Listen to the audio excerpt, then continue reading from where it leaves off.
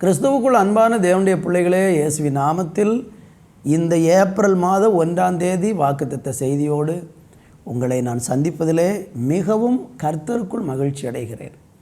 இந்த நாளுக்குரிய வாக்குத்தத்தத்தை, இந்த மாதம் தேவன் நம்மோடு கூட பேசுகிற சத்தியத்தை நம்ம கேட்கப் போகிறோம். ஏசாயா தீர்க்க தரிசனம் 9ஆம் அதிகாரம் 7வது வசனத்தில் இருந்து சில காரியங்களை இன்றைக்கு நம்ம பார்க்க போகிறோம். தாவீதின் சிங்காசனத்தையும் அவனுடைய ராஜ்யத்தையும் அவர் திடப்படுத்தி அதை இது முதற்கொண்டு என்றென்றைக்கும் நியாயத்தினாலும் நீதியினாலும் நிலைப்படுத்தும்படிக்கு அவருடைய கர்த்தத்துவத்தின் பெருக்கத்துக்கும் அதன் சமாதானத்திற்கும் முடிவில்லை. சேனைகளின் கர்த்தருடைய வைராக்கியம் இதை செய்யும். நம்ம வாசித்த இந்த வேத வசனத்தில் தாவீதின் ராஜ்யத்தை தேவன் திடப்படுத்துவேன் என்று சொல்லுகிறதை பார்க்கிறோம். இந்த வசனத்தினுடைய பின்னணியம் என்ன என்றால், முந்தின வசனத்தில் இயேசு கிறிஸ்துவனுடைய பிறப்பை பற்றி, இந்த பூமியில் அவர் வருவார், அவர் ராஜ்யத்தின் அல்லது தாவீதின் சிங்காசனத்தை அவர் ஸ்திரப்படுத்துவார், அவருடைய கர்த்தத்துவத்தின் பெருக்கமும் அதன் சமாதானத்திற்கும் முடிவிருக்காது, இதை கர்த்தருடைய வைராக்கியம் இதை செய்யும் என்று சொல்லுகிறதை பார்க்கிறோம். இன்றைக்கி நம்ம பார்க்க போகிற ஒரு காரியம் என்னவென்றால், கர்த்தருடைய வைராக்கியம் நம்முடைய வாழ்க்கையில் என்னென்ன காரியங்களை செய்ய போகிறது.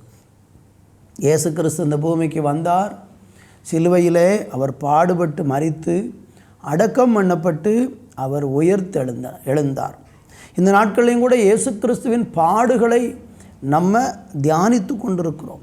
அவர் எப்படிப்பட்ட விதத்தில் பாடு அனுபவித்தார், எதற்காக மரித்தார் என்கிறது எல்லாம் இந்த நாட்களில் தியானிக்கிற இந்த நாட்களிலே இயேசு இந்த பூமியிலே வந்து சிலுவையிலே பாடுபட்டு அவர் மரித்ததின் நிமித்தமாக அவருடைய தாவீதினுடைய சிங்காசனத்தை, ராஜ்யத்தை அவர் இந்த உலகத்திலே ஸ்தாபித்ததை நம்ம பார்க்க முடியும். தாவீதை தேவனுடைய ராஜ்யத்தை ஸ்தாபிப்பதற்கு தேவன் ஒரு அடையாளமாக சொல்லுகிறதை பார்க்கிறோம். ஏனென்றால் தாவீது தேவனுடைய இருதயத்திற்கு ஏற்ற ஒரு மனுஷனாக இருந்தான். அவனை கொண்டு இஸ்ரவேலை ஆண்டவர் கட்டி எழுப்பினார். அதுபோலவே இயேசு கிறிஸ்துவையும் தாவீதோடு இணைத்து அநேக காரியங்கள் இடங்களில் சொல்லப்பட்டிருக்கிறதை பார்க்கிறோம். இயேசுவை சொல்லும் பொழுது தாவீதின் குமாரனே என்று அவரை அழைக்கிறதை நம்ம பார்க்க முடியும்.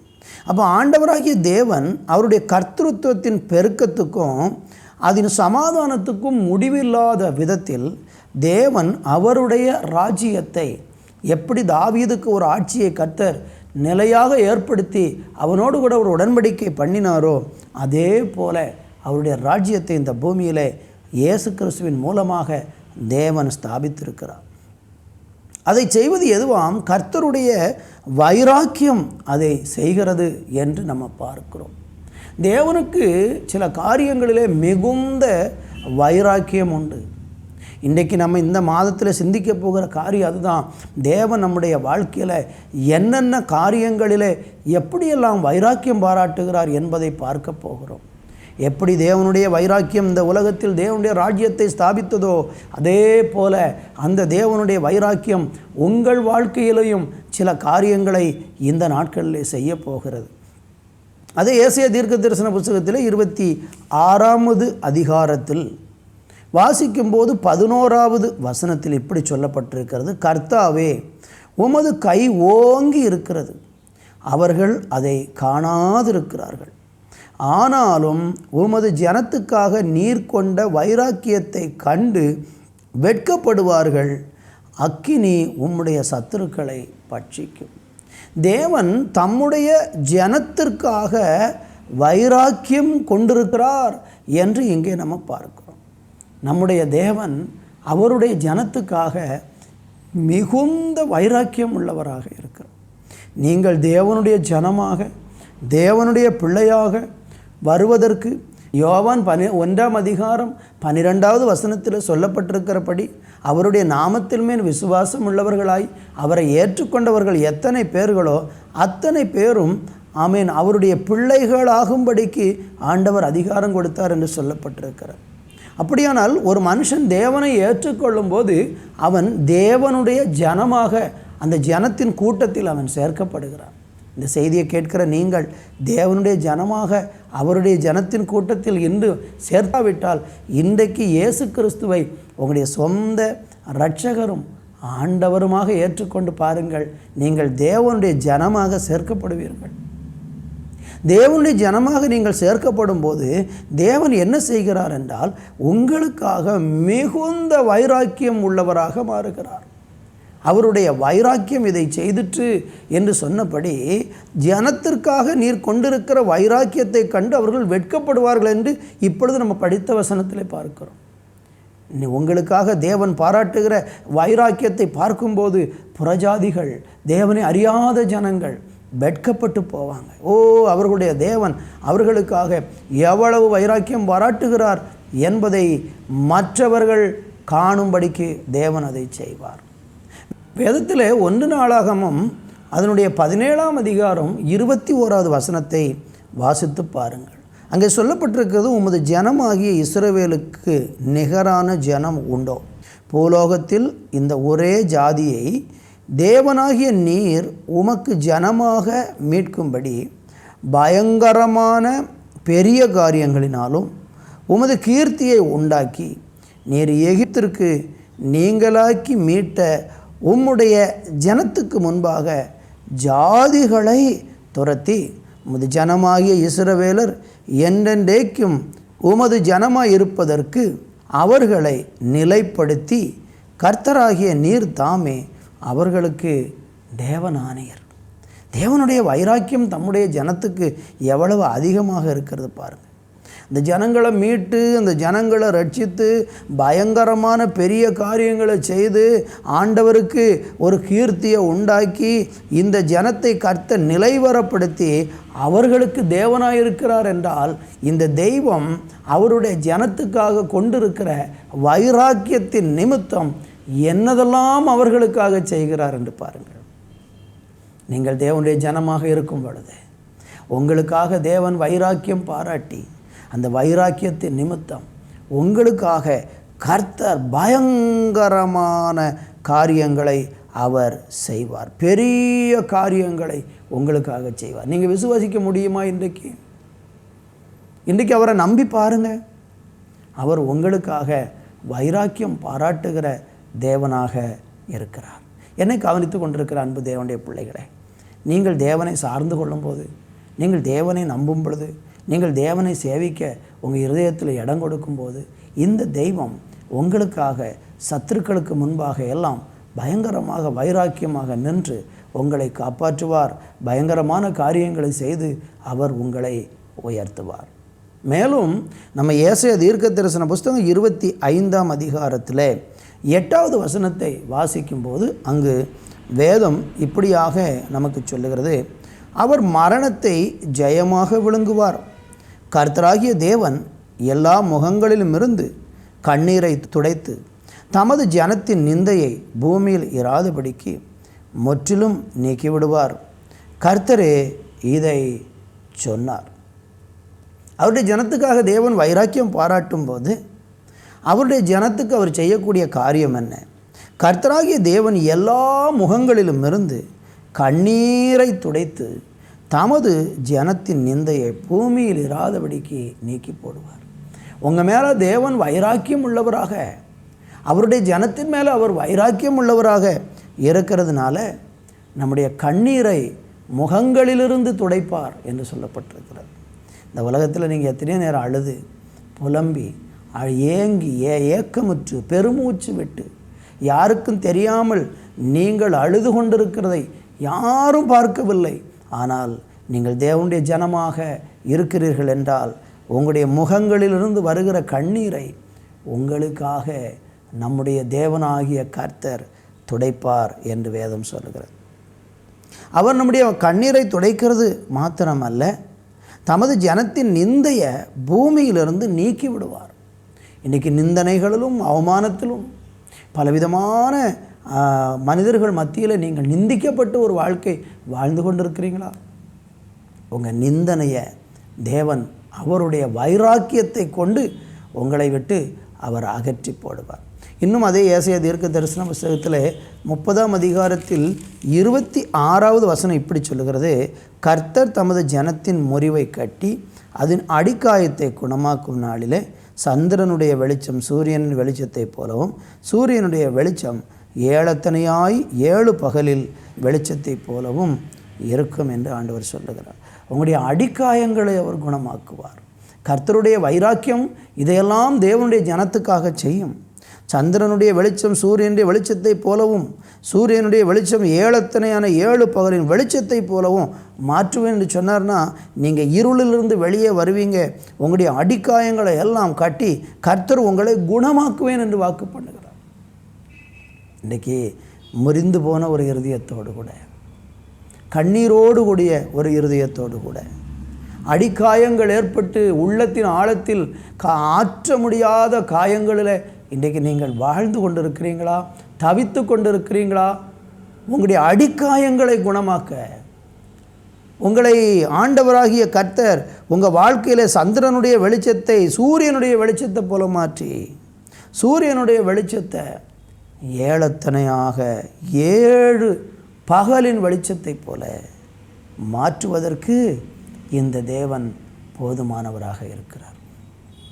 எனவே இந்த வார்த்தையை கேட்டுக்கொண்டிருக்கிற என் அன்பு சகோதர சகோதரிகளே, நீங்கள் எந்த ஒரு சூழ்நிலையில் இருந்தாலும் உங்களை கர்த்தர் மறுரூபப்படுத்தப் போகிறார். உங்கள் வாழ்க்கையை மாற்றப் போகிறார். நீங்கள் தேவனுக்குள் ஆசீர்வதிக்கப்படும்படியாக கர்த்தர் விரும்புகிறார். காரணம் என்ன? ஆண்டவர் உங்களுடைய காயங்களை குணமாக்குவார். இன்னும் நம்ம படிக்கும்போது லூக்கா சுவிசேஷம் 1ஆம் அதிகாரம் 74, 75 வாசித்து பாருங்கள். தமது ஜனத்தை சந்தித்து மீட்டு கொண்டு நம்முடைய சத்துருக்களின் நின்றும் நம்மை பகைக்கிற யாருடைய கையில் நின்றும் நம்மை ரட்சிக்கும்படிக்கு தம்முடைய தாசனாகிய தாவீதின் வம்சத்திலே நமக்கு ஒரு இரட்சணிய கொம்பை ஏற்படுத்தினார். அவருடைய ஜனத்துக்கு தேவன் என்ன செய்கிறார்? மீட்பை கொடுக்கிறார். சத்துருக்களுடைய பகைஞர்களுடைய கையில் நின்றும் தெய்வம் நம்மளை என்ன செய்கிறார்? ரட்சிக்கிறார். உங்களுக்காக வைராக்கியம் பாராட்டுகிற தெய்வம், நமக்காக வைராக்கியம் பாராட்டுகிற தெய்வம் நம்மளை அவருடைய ஜனமாக நாம் மாறியிருக்கிறது நிமித்தம் அவர் நம்மளை சத்துருக்களுடைய கையில் இருந்து தேவன் மீட்பார். அதற்காக தாவீதின் வம்சத்தில் ஒரு இரட்சணிய கொம்பை ஏற்படுத்தி இருக்கிறார். அது யாரு? அவர்தான் நம்முடைய ஆண்டவராகிய இயேசு கிறிஸ்து. இரட்சணிய கொம்பாக இந்த உலகத்திற்கு வந்தார், நம்மளை மீட்கும்படியாக. என்னை கவனித்து கொண்டிருக்கிற அன்பு தேவனுடைய பிள்ளைகளே, இந்த மாதத்தில் நீங்கள் விசுவாசிக்கிறீர்கள் என்றால் தேவன் உங்களுக்கு அந்த வார்த்தையை நிறைவேற்றப் போகிறார். உங்கள் குடும்பத்தில் அதை நிறைவேற்றப் போகிறார். உங்கள் பிள்ளைகளுக்கு அதை நிறைவேற்றப் போகிறார். தேவனுடைய வைராக்கியம் உங்கள் வாழ்க்கையில் இதை செய்யும். 2வது நம்ம படிக்கும் பொழுது யோவேலின் புஸ்தகம் 2ஆம் அதிகாரம் 18வது வசனத்தை வாசித்து பாருங்கள். அங்கு வேதம் சொல்லுகிறது, அப்பொழுது கர்த்தர் தமது தேசத்துக்காக வைராக்கியம் கொண்டு தமது ஜனத்தை கடாட்சிப்பார். அருமையான தேவனுடைய பிள்ளைகளே, ஆண்டவர் தம்முடைய தேசத்திற்காக, கர்த்தர் தமது தேசத்திற்காக வைராக்கியம் கொள்ளுவார் என்று இங்கே எழுதப்பட்டிருக்கிறார். இப்போ ஆண்டவர் எதில் வைராக்கியம் கொள்ள போகிறாரு? தேசத்துக்காக. தேசத்துக்காக வைராக்கியம் கொள்ளும்போது தன்னுடைய ஜனத்தை அவர் கடாட்சிக்கிறார். நம்முடைய தேசத்தில் எத்தனையோ தீமைகள் நடக்கலாம், எத்தனையோ அநியாயங்களும் அக்கிரமங்களும் தேசத்தில் நடக்கலாம். தேசத்தில் நடக்கிற காரியங்கள் எல்லாமே நன்மையானதாகவே இருக்காது. தேசம் இன்றைக்கு சீர்கட்டு போய் கிடக்கிறது. உலகம் இன்றைக்கு சீர்கட்டு போய் கிடக்கிறது. ஒரு பொல்லாத உலகத்தில் நம்ம வாழ்ந்து கொண்டிருக்கிறோம். ஆனால் தேவன் இந்த பொல்லாத உலகத்திலையும், இந்த பொல்லாத தீமை நிறைந்த உலகத்திலையும் இந்த தேசத்துக்காக அவர் வைராக்கியம் பாராட்டி தமது ஜனத்தை அவர் கடாட்சிப்பார் என்று வேதம் நமக்கு சொல்லுகிறது. தேசத்துக்காக வைராக்கியம் பாராட்டி அவர் நம்மளை ரட்சிப்பார் என்று வேதம் நமக்கு சொல்லுகிறது. இன்றைக்கி இந்த தேவனுடைய பிள்ளைகள் வாழ்ந்து கொண்டிருக்கிற அவர்களுடைய தேசத்துக்கு தேவன் வைராக்கியம் பாராட்டு. நீங்கள் நல்லா கவனித்து பாருங்கள், கர்த்தருடைய ஜனங்கள் இருக்கிற தேசம் எவ்வளவு ஆசீர்வாதமாக இருக்கிறது. தேவனை தேடுகிற தேசங்கள் எல்லாம் உலக அளவில் இன்றைக்கு எவ்வளோ உயர்த்தப்பட்டு பொருளாதாரத்தில் எல்லா காரியங்களிலும் எவ்வளோ ஒரு மேன்மையான ஒரு ஸ்தானத்திற்கு போய்கொண்டிருக்கிறது. தேவனை ஜனங்கள் தேட தேட தேட தேசத்தின் மேலே தேவன் வைராக்கியம் உள்ளவராக இருக்கிறார். யோவான் சுவிசேஷம் 2ஆம் அதிகாரம் 17வது வசனத்தில் நீங்கள் படித்து பார்த்தீங்கன்னா, உம்முடைய வீட்டை குறித்து உண்டான பக்தி வைராக்கியம் என்னை பட்சித்தது என்று ஆண்டவராகிய தேவன் சொல்லுகிறார். தேவன் சபையை குறித்து மிகுந்த வைராக்கியமாக இருக்கிறார். தேவனுடைய வீடு என்று சொல்லுகிறதை தேவன் அங்கே அவருடைய சபை, அவருடைய ஜனம், அவருடைய ராஜ்யத்தை குறித்து சொல்லுகிறார். தேவனுடைய வீட்டை குறித்து ஒரு பக்தி வைராக்கியம். இயேசு இந்த வார்த்தையை சொல்வதற்கு காரணம் என்ன? இயேசு கிறிஸ்து தன்னுடைய ஊழியத்தின் துவக்கத்திலையும் தன்னுடைய ஊழியத்தின் முடிவிலையும் 2 முறை எருசலேம் தேவாலயத்திலே போய் அங்கே விற்கிறவர்களையும் வாங்குகிறவர்களையும் வியாபாரம் பண்ணுகிறவர்களையும் தேவனுடைய வீட்டை கள்ளர்களுடைய குகையாக்கி போட்ட அந்த ஜனத்தின் மத்தியிலே அவர்களை துரத்தி அவர்களுடைய காசுக்காரர்களுடைய பலகைகளையெல்லாம் தேவன் புரட்டி போட்டு அங்கே அவர் சொன்ன வார்த்தை தான், உம்முடைய வீட்டை குறித்து உண்டான பக்தி வைராக்கியம் என்னை பட்சித்தது என்று. நீங்கள் தேவனுடைய வீட்டை கள்ளருடைய குகையாக்கி போட்டீர்கள் என்று அன்றைக்கு தேவனுடைய ஆலயத்தை வியாபார ஸ்தலமாக மாற்றினவர்கள் மேலே தேவன் பக்தி வைராக்கியம் உள்ளவராய் மாறினார். இன்றைக்கு ஆண்டவர் சபையின் மேலே பக்தி வைராக்கியம் உள்ளவராக இருக்கிறார். கர்த்தருடைய சபைக்காக அவர் வைராக்கியம் பாராட்டுவார். தேவனுடைய சபையின் அழிவை தேவன் விரும்ப மாட்டார். தேவனுடைய சபைக்கு விரோதமாக யாராகிலும் எழும்பினால் ஆண்டவருடைய பக்தி வைராக்கியம் அதை பட்சித்து போடும். அப்படி சபைக்கு விரோதமாக எழும்பினவன் தான் சவுல் என்கிற மனுஷன். நீங்கள் அப்போஸ்தலர் நடவடிக்கைகள் 9ஆம் அதிகாரத்தை நேரம் எடுத்து படித்து பாருங்கள். தேவனுடைய சபையை பாழாக்க நினைச்ச சவுலை தேவன் சடுதியில் சந்தித்தார். கண் தெரியாதவனாக கீழே விழுந்தான். அவன் அங்கே குருடனாய் போய்விட்டான். அவனை பார்த்து தேவன் பேசினார், சவுலே சவுலே, நீ என்னை ஏன் துன்பப்படுத்துகிறாய் என்று பேசி அவனை புறஜாதிகளுக்கும் ராஜாக்களுக்கும் சாட்சியாக மாற்றி ஒரு தேவனுடைய வல்லமையான பாத்திரமாக தேவன் அவனை சடுதியில் சந்தித்து பயன்படுத்தினான். இன்றைக்கும் தேவன் சபைக்காக வைராக்கியம் பாராட்டுகிறார். எனவே கர்த்தருடைய சபையிலே நாம் மிகுந்த கவனமாக இருக்க வேண்டும். சபையிலே தேவனுக்கு பிரியமானதை செய்வதற்கு நம்மளை அர்ப்பணிக்க வேண்டும். ஒரு நாளும் சபைக்கு இடரலாக இருக்கக்கூடாது. ஒரு நாளும் சபைக்கு விரோதமாக எழும்பக்கூடாது. ஒரு நாளும் தேவனுக்கு ஊழியம் செய்கிற தேவ மனிதர்களுக்கு எதிராக பேசி அவர்களை வீணாக பகைக்கக்கூடாது.